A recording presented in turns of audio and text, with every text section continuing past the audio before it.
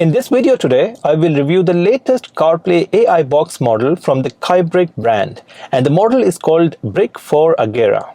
Hey friends, I am Shaz and welcome back to the Ministry of Reviews. I had tested the previous BRIQ3 model from this brand on my channel last year, and I was genuinely impressed with its overall performance. This new and upgraded BRIQ4 model runs on the latest QCM680 processor, which is supposed to be much faster and stable compared to most of the other devices in the market with the 662 and the 665 processors. This adapter will turn your car screen into a tablet or a smart TV, where you can actually download and install apps from the Play Store on the screen of your car. This new model runs on the Android 13 system with 8 gigs of RAM and 128 gigs of internal storage that can be expanded to another 128 gigs with a memory card. To access internet, you can either insert a SIM card or connect the device with your mobile's hotspot. This device can also be used as a mobile Wi-Fi hub that can provide internet access to the other devices around you. This device can be connected with your iPhone for wireless Apple CarPlay or with your Android mobile for the wireless Android Auto function. It also has the very important split screen function.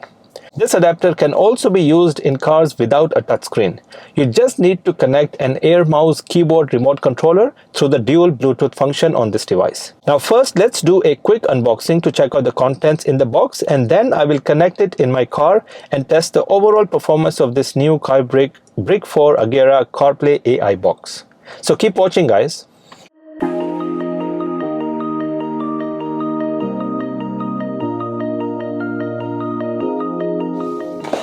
Alright, so what we get inside the box is this device, and we'll come back to this in a while. Let's check out the other contents in the box.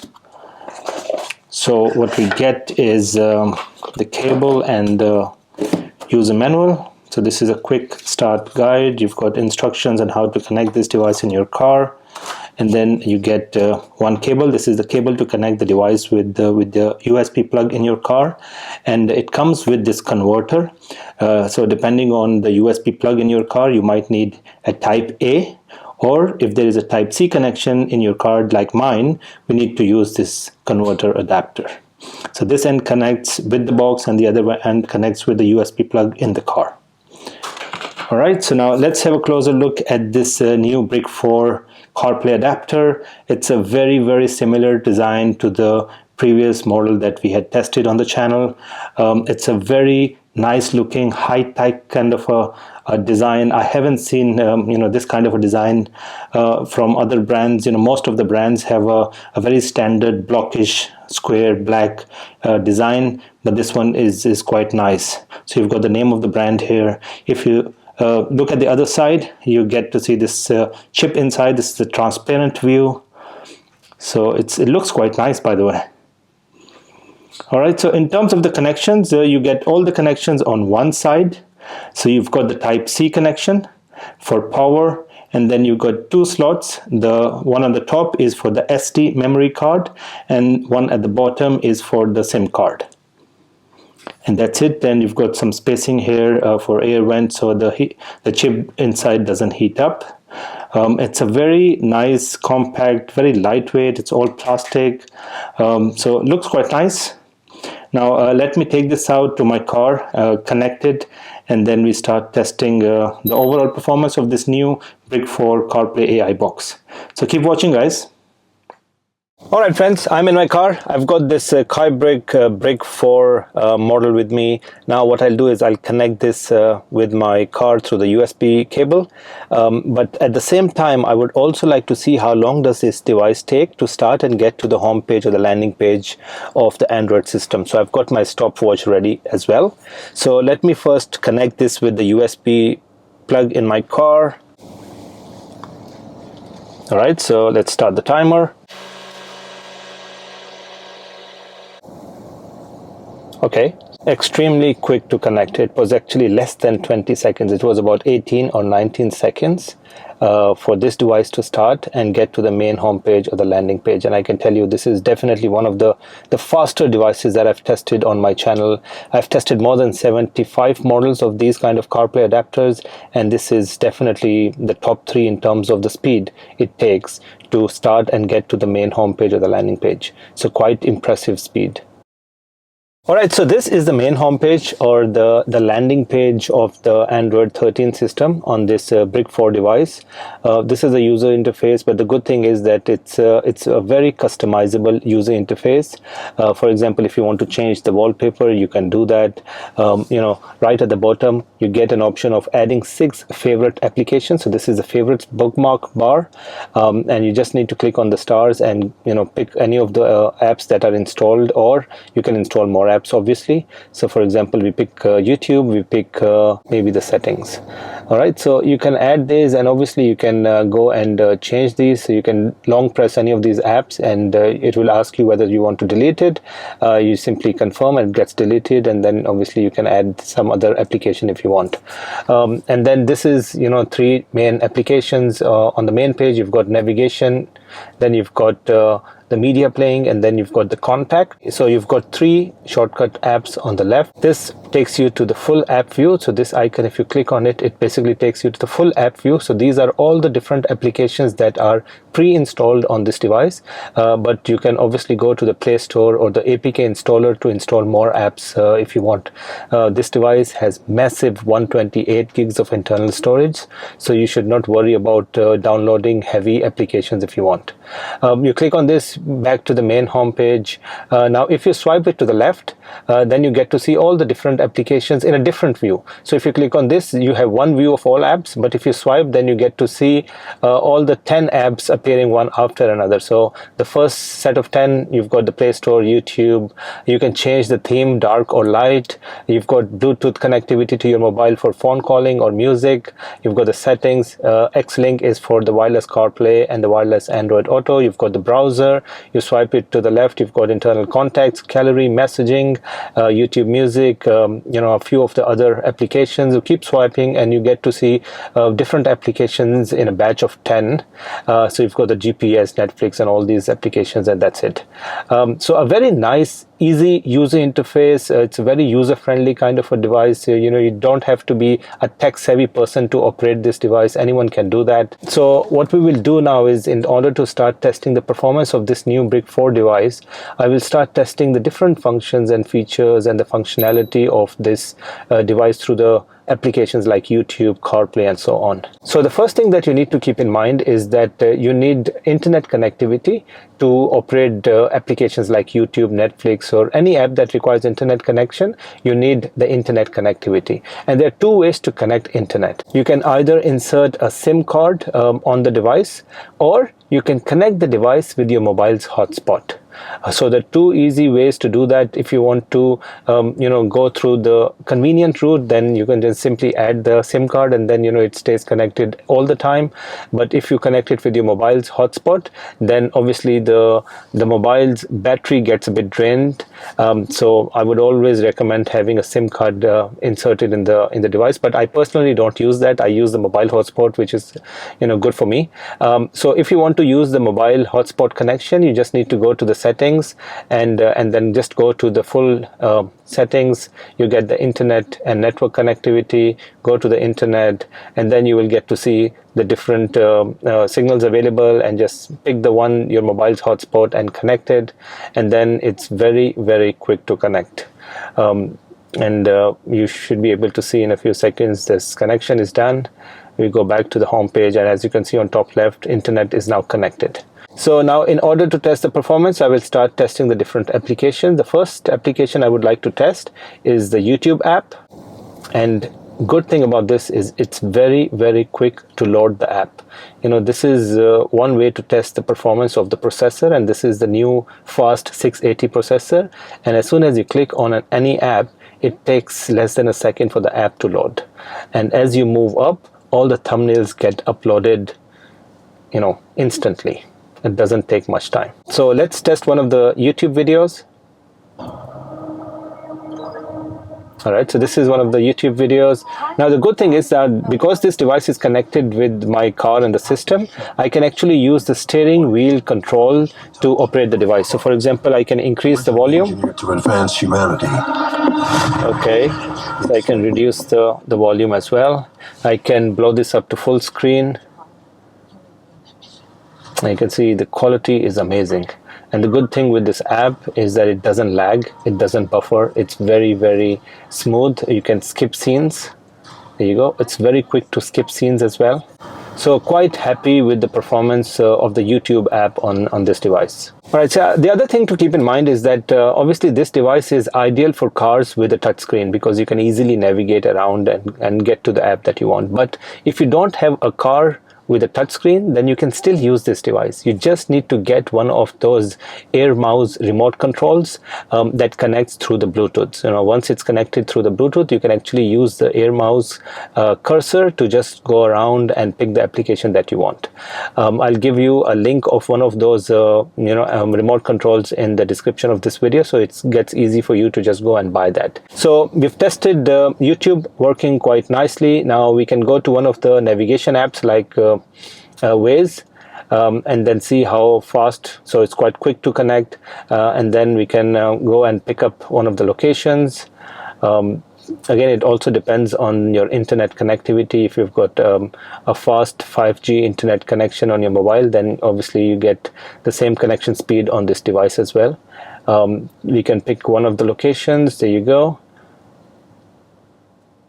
So quite nice, quite quick. You have the voice guidance as well. The screen is quite responsive. It looks quite nice.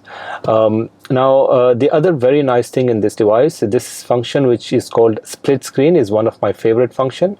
Now this function allows you to have two applications running side by side at the same time. So you can have, for example, we click on this. Now it will take Waze, which was the running app on the left, and then from any from the list that we have, you know, the apps that we are currently running, we can go and simply pick another app. For example, if you pick YouTube, we can simply go and pick YouTube as well. So now you've got two apps running side by side. You've got navigation on the left side, you've got YouTube running on the right side, and both these apps are active, they're live. So you can see navigation is working, and YouTube is also. In fact, we can play a video. Here you go. So for full screen, so we've got YouTube and navigation, and it's very nice. It's a very useful feature because if you're going on a long drive and you've got family or friends in the car, they can watch something on the right side while you focus on the navigation on the left side. And the other very nice feature that I haven't seen on most of the devices in the market is that actually you can change the size of these screens. So for example, you drag this and you can make the YouTube size bigger and the navigation smaller, and you can do the other way around as well. So you make navigation big and this side small. So this function I haven't seen in most of the other devices. I think I've seen a couple of devices, the Autocast or the MMB, but on most of the devices in the market, you don't have this function. You get a 50-50 split of the screen on most of the cases. Now I've also inserted the TF card or the micro SD memory card onto this device, so we can simply go to the file folder and just want to see how fast or whether we can play different video files through the SD card. So I've got a test video here, and we can pick VLC to play it. Alright, and this is a full HD 1080p heavy file that I'm playing. It's very nice, very smooth. Again, I can use the steering wheel controls, and I can skip 10 seconds. And you know, one way to test this device or the processor speed is to see how fast does it skip scenes. So very quick to skip scenes.